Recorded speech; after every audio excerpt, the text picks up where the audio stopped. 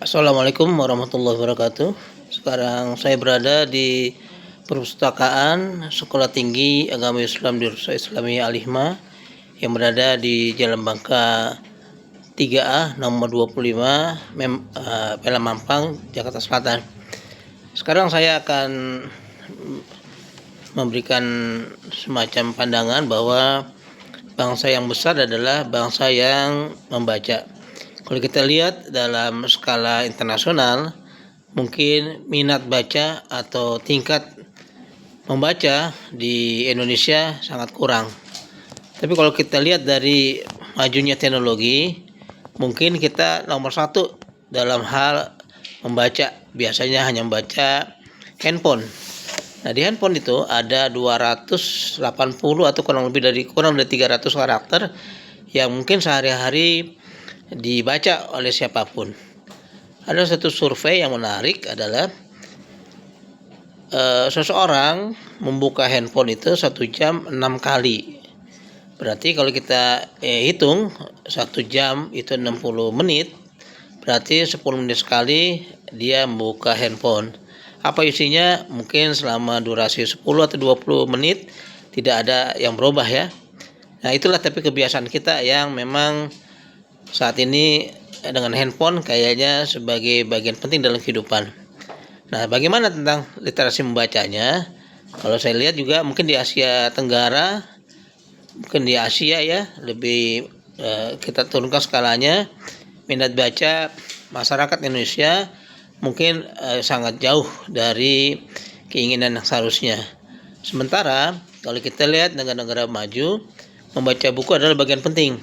Nah, oleh karena itu saya mengajak mahasiswa saya di STI Al-Hikmah untuk memulai mengadakan upaya yang namanya revolusi literasi. Kalau saya lihat di beberapa negara Afrika ada sebuah negara dia sudah mencanangkan dengan slogan revolusi literasi, yaitu membiasakan masyarakatnya membaca. Membaca adalah jendela dunia dan dengan membaca semua ilmu akan ada di dalamnya. Nah, sekarang saya juga lagi eksperimen untuk membiasakan mahasiswa saya membaca buku. Kalau membaca buku mungkin banyak kendalanya. Pertama mungkin mencari literasinya, mungkin lelah membaca bukunya, mungkin tidak nyaman. Tapi itulah kebiasaan yang harus dimulai sejak dini. Negara maju adalah negara yang kuat membacanya. Setelah membaca mungkin banyak temuan baru, maka timbullah namanya keinginan untuk mencari tahu. Keinginan untuk mencari tahu kita kenal dengan riset, baik riset secara sederhana atau sudah lebih jauh lagi. Nah, itulah gunanya membaca, membangun keinginan kita, membangun ke pengetahuan baru. Semua yang ada di manapun, kalau kita sudah masuk ke dunia baca, maka akan lebih mudah lagi. Kalau kita lihat tradisi membaca di dunia Islam sudah sangat maju. Kita kenal dengan Ibnu Sina, Ibnu Rus, Ibnu Taimiyah, Ibnu Baituta.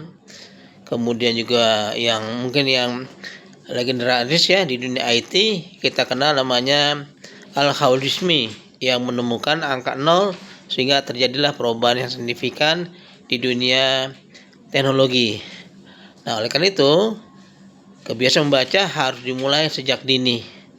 Biasakanlah di rumah kita ada perpustakaan kecil dan itu buku banyak, mungkin berserakan, tapi nggak apa-apa lah. Itu suasana yang dinamis ya. Nah, oleh karena itu di STI Al-Hikmah saya mencoba memulai untuk mahasiswa itu bisa membaca. Karena dengan membaca akan ditemukan hal yang baru.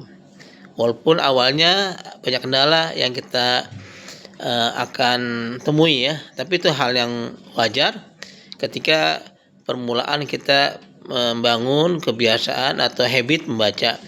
Dan mudah-mudahan dengan baca tersebut ada gairah baru, ada suasana baru, tidak hanya di kelas yang hanya persegi kotak gitu misalnya, tapi juga membiasakan untuk membaca buku di perpustakaan, atau minimal kalau kita memang ada ruangan yang cukup di rumah, bisa juga sebagai bagian dari pendidikan dalam membaca. Mudah-mudahan membaca tersebut akan memberikan nilai baru, memberikan suasana baru, dan tentunya mendapat ilmu baru. Terima kasih, mudah-mudahan bermanfaat dengan eksperimen untuk mahasiswa-mahasiswi mulai membaca buku. Setebal apapun harus dibiasakan dengan baca buku.